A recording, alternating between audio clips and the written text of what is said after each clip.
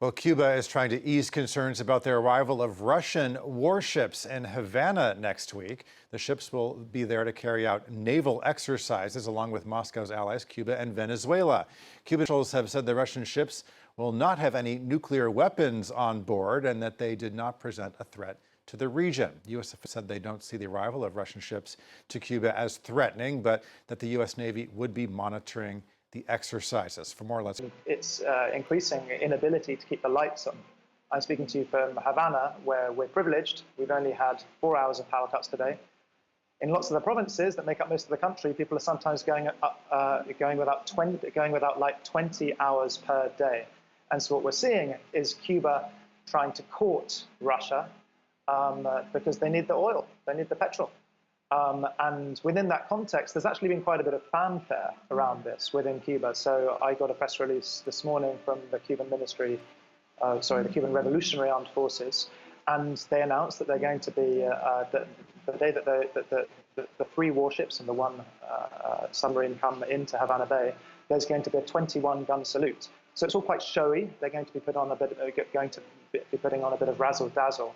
And I think what Cuban politicians are trying to communicate to their populace is that Cuba is not completely alone at this time, that the regime has international allies.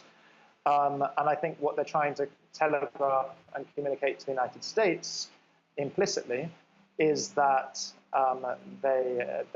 if they get hit even harder with the sanctions have been ratcheted up to unprecedented heights since the Trump administration. The Biden administration has kept most of them in place, that they'll get closer to Russia.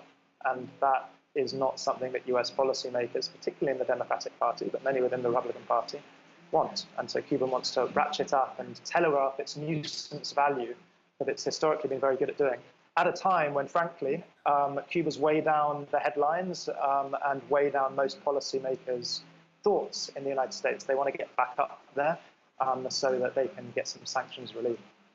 Of course, this comes in the context of strained relations, to put it mildly, between the U.S. and Russia over Ukraine. But how does the Cuban public view the presence of Russian military power on its shores?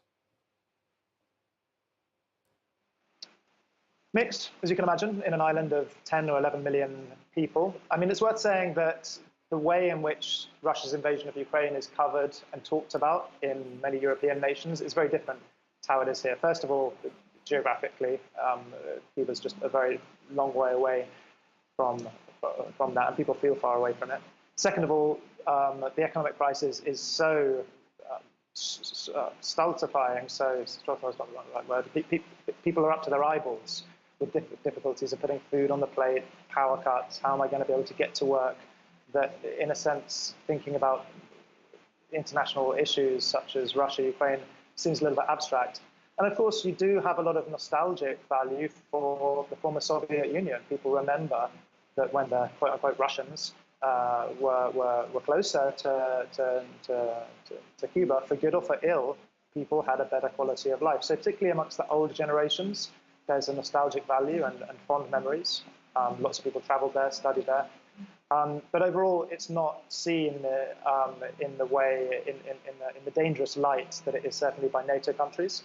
And I think a lot of people think practically, if they're going to bring us food, if they're going to give us cheap petrol, if the Europeans don't want to buy it, so much the better.